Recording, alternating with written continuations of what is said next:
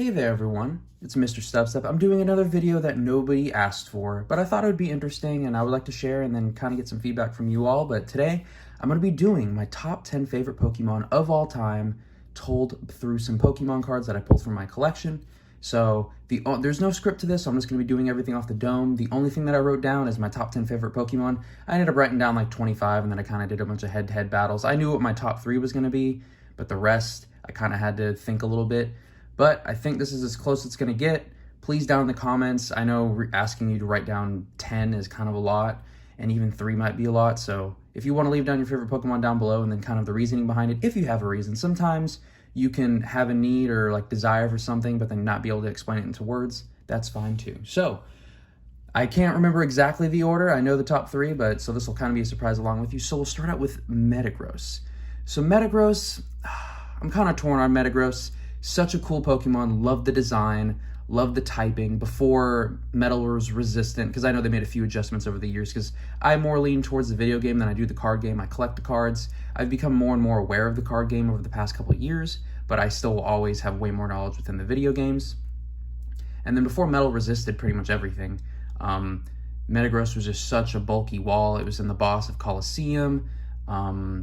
Steven has it on his team, like, such a cool Pokemon. I don't think I've ever actually had one on my team, because you normally can't get Beldum, the stage 1 of this, or I guess the basic Pokemon of this, if you want to talk in the card game terms, until like way later in the game. You usually get as a gift from Steven, I believe, and then finding it in the wild. Its catch rate is, I don't know if its catch rate is harder than a legendary. It's either equivalent or maybe even harder, because Beldum's catch rate is just ridiculous. But starting out with Metagross, starting out strong and durable with Metagross.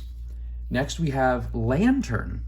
So I love this Lantern card. Lantern hasn't gotten too many cards over the years, but I thought the Neo Genesis, the rookie card, if you will, of Lantern, was a good start. So Lantern, I don't know, I can't really explain too much of why I love Lantern. I love the typing of water and electric. I love it when like 2 types that are, against each other are combined. I love that concept. I love bulky water types. Lantern has a ton of hit points or HP in the games, and I think one of the bosses in Pokemon Colosseum had a Lantern. They kind of had a rain team going on. It was just so cool having like a Rhydon with, the lightning rod taking the lightning hits to like protect the water Pokemon. And then you have a Lantern that can use thunder in the rain that never misses. It was just such a cool concept. And I feel like Lantern's just a Pokemon that you'd want to hug, even though you probably wouldn't be able to find it until like at the bottom of the ocean, but still really cool Pokemon. We have the Rayquaza. So there's a lot of better Rayquaza cards. Keep in mind, none of these cards are like my favorite artworks of them or like the best, card of that Pokemon. I just went through my collection, tried to have a little bit of variety with, which cards that I showed. But this Rayquaza, really nice artwork. I mean, the Amazing Earth Vivid Voltage. I mean, how could you not like Rayquaza? It's probably my favorite legendary. It's the only legendary that I've actually sat and resetted for a shiny. I shiny hunted Rayquaza, I believe, in Ultra Moon, and I actually caught a shiny Rayquaza that way. But there are other easier ways to get shiny Rayquaza, shiny being black. I guess I could have pulled the shiny from Shining Legends, but this is still a really cool artwork. And yeah, just dragon flying type.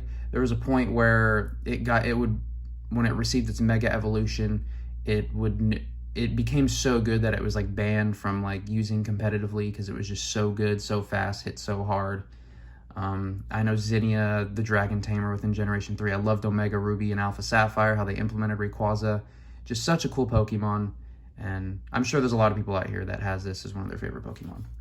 Next up, we have Sandshrew. So Sandshrew has a special place. I have the Evolutions Reverse Holo. Thought this was a cute card. I was going to get the base set one, but then I'm like, wait, I have a Reverse Holo and Evolutions. So I love Sandshrew. I love, in case you haven't figured it out by this point, I do love defensive Pokemon, like strong defense and special defense. I just love Pokemon that can take hits and then also dish out a little bit as well.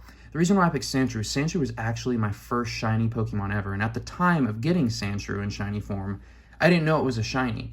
And back then, I think the odds were, because they've like slowly been lowering the odds. I think back then, the odds were like 8,100 and something.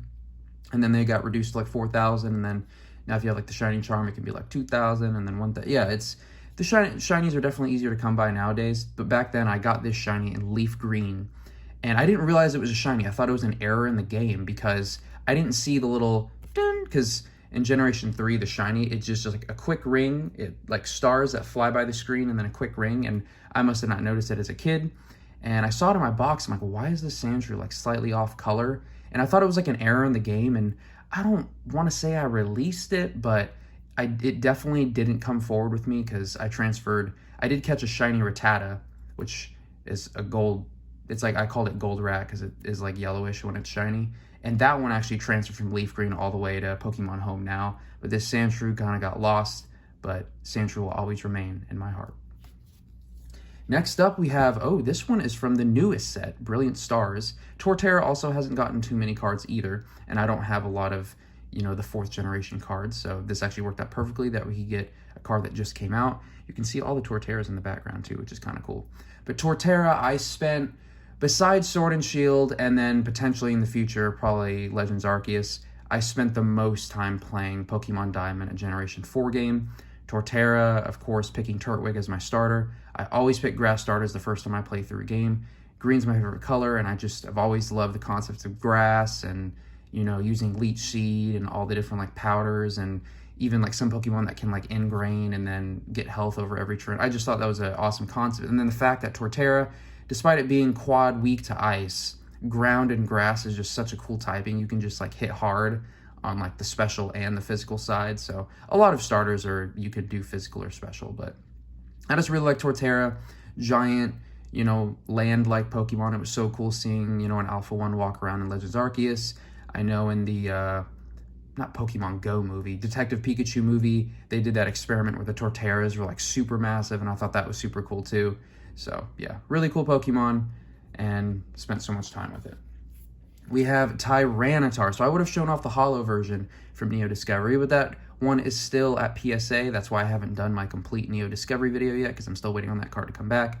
But Tyranitar, how could you not love this Godzilla look-alike Pokemon? I mean, such a cool concept. I know, like, looking back now, it can be kind of like a basic design, but when this came out in Generation 2, it was just so cool. I mean, who doesn't love dinosaurs, growing up, especially like the Godzilla-esque, the rock and dark type was like really unique and everything, despite it being, quad weak to fighting. But I know the final boss in Coliseum had a Tyranitar, and I remember just going through, because you kind of go through like a gauntlet, and then at the very end, a dude reveals himself as the true villain, and then he throws out like a level 55 Tyranitar, which is well beyond any levels that you have, and you're just like, whoa, this Tyranitar, and then, maybe use your Master Ball on it, maybe you don't, but just such a cool Pokemon. I did shiny hunt Larvitar in Pokemon Brilliant Diamond, and I did finally catch one. I wanted to catch multiple because the way that you can do like the radar in this game, it's slightly easier to like get on a streak and catch like a ton of the same shiny.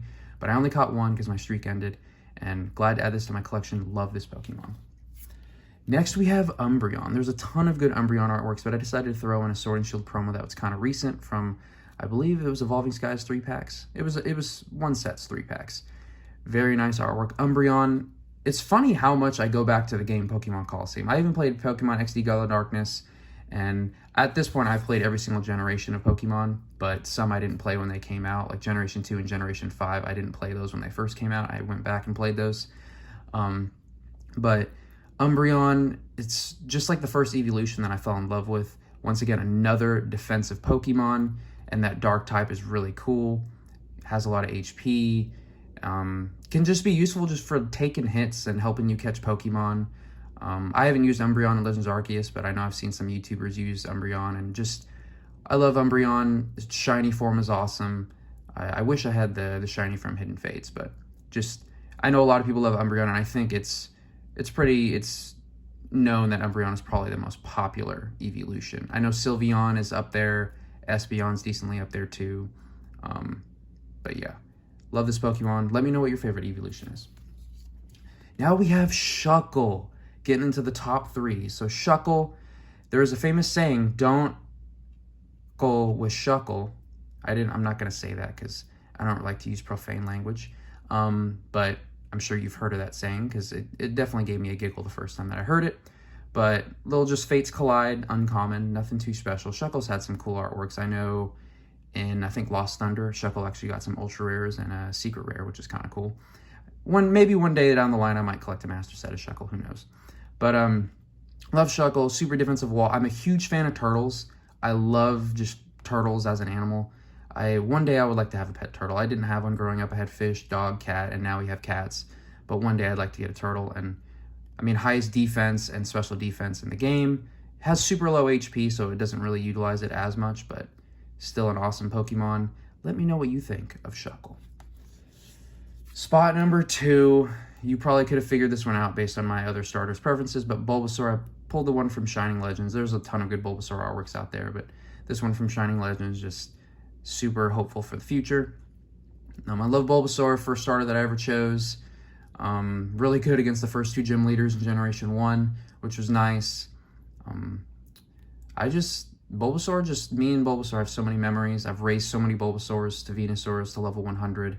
And I have like so many in my home that I've just had through on playthroughs. I know Generation 6, you could pick, you got your Generation 6 starter, and then, I mean, Gen 6 was pretty easy. It helped a lot of people get into the game.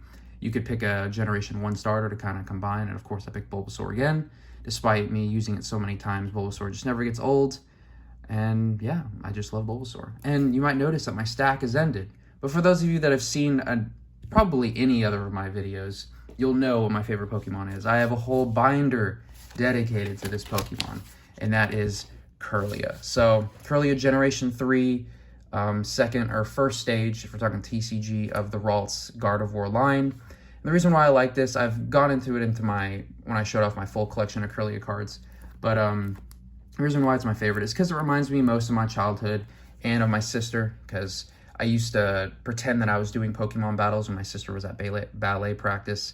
I would basically pretend I was like in the 3D Pokemon games, throwing out my Pokemon and battling. For some reason, the memories that come back to me is I was facing a dude that had 6 Magikarps. I know a lot of times Game Freak will troll in their games by having a dude with 6 Magikarps because they just splash at you, they give you no experience, and they just waste your time, and you have to go through all the Magikarp. But that's what I always imagine myself battling for some reason, just like throwing out a Venusaur and just like destroying a bunch of Magikarp, which now that I look back is kind of weird. But yes, that's why Kirlia is my favorite card. And I think it's a nice card to collect too, because it's not super popular, but then it also has a decent amount of artworks because Gardevoir gets a lot. So it's made it fun to kind of collect. I'm still missing, I think, like 3 or 4 of just like the regular set cards. And then I think I'm missing like 1 or 2 like cameos that are still left because I collected all the English, and then I'm like, wow, that wasn't too bad. So started on the Japanese road. Probably shouldn't have done that. I originally just did all unique artworks, and the reason why I'm on this page is because it's my favorite artist, Kimura, and he actually drew Kirlia too, which is awesome. But yeah, that is, when I fully complete this, I'll show off an updated Kirlia collection. But yeah, that is all I have for this video. Sorry it was a little long. I just wanted to rant about my favorite Pokemon for a little bit. Please let me know, at a minimum, what your favorite Pokemon is down below and the reasoning behind it. I just find it so interesting. Because, Charizard's awesome. Rayquaza's awesome. There's a lot of, really cool, the legendary beasts. Just like a lot of legendary Pokemon in general. And then I know a lot of people like some of the Generation 8 Pokemon. So please let me know down below.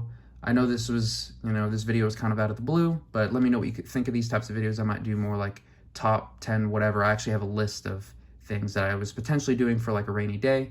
But yeah, that's all I have for this video. Thank you so much for dedicating some time to this video, and I'll catch you guys in the next one.